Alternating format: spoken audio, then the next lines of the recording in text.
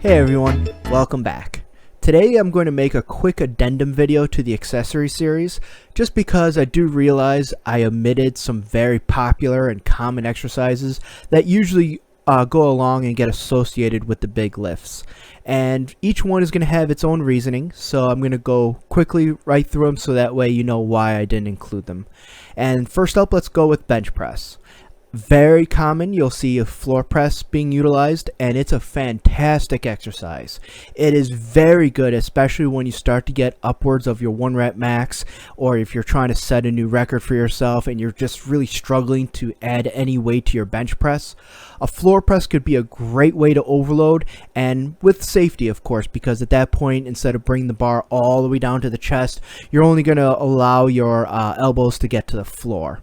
And while it is a good exercise in its own right, I want you to build a foundation of strength first with the bench press. So until you get to at least an intermediate level of strength, I don't think you need the floor press, and there will be a time when it will be effective, and that time will come at a later date. But while you're building your foundation, or if you're reworking technique, I don't think it's something you need.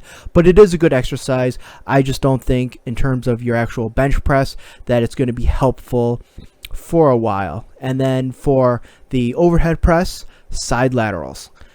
Is it a good medial head builder? Yes. Have I trained side laterals in the past? Absolutely. And I like to tend to go a little bit heavier on side laterals. But regardless, when you're building the overhead press, and we're talking specifically for the overhead press, I don't think side laterals are going to do a whole lot. In fact, I would almost look at them in a very similar way that a fly would be for a bench press. Could it build muscle? Yes. Absolutely. Is it going to translate directly to that specific lift? I don't think so. So in regards to the side laterals, while it is a good single joint exercise for your shoulders, more specifically the lateral aspect of your deltoid, I don't think it's going to directly affect your overhead press. So that's why I put other exercises ahead of it. But very much like a chest fly, if you have extra time in a workout and you just want to get another movement in, it's not a bad choice. But that's pretty much when I would include it, especially in the beginning stages of your training. Next up, squats.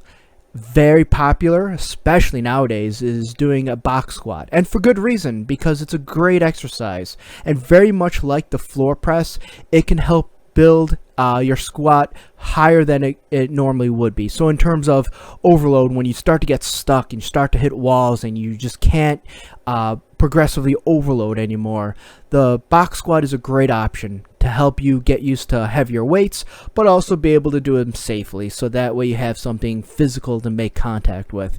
Now, a big issue that I have with how most people are doing box squats is that they set it too high. Whether they're using a plyo box, a bench, or stacking anything on top of each other to get their contact point, they're setting it way too high, and they end up almost quarter squatting for the sake of overload. And I highly disagree with this. This is not how you should be box squatting. You need to set that box or whatever platform you're using at the same level that you would normally be squatting in suspension. So if you're getting a parallel squat, set the box so that it's parallel, so that your thighs get parallel upon touch. Otherwise, you're really just fooling yourself. It's not going to carry over, and it's not going to help you. It's going to build a false sense of security, and when you try to go back to your regular squat, it's not going to translate. It's not going to help you. In fact, it might even hinder you, because if you do a box squat for a period of time, it's like you're cutting the range of motion short, which I never recommend. The only exception to that might be a floor press, but again, that's for a very specific purpose and a very specific time in your training. Lastly, for the deadlift, no rack pulls. Very similar in terms of the floor press. It's something that really at a very specific time in your training that you could include, and just like box squats, commonly done wrong. And it should never take the place of your deadlift. That has to be very clear.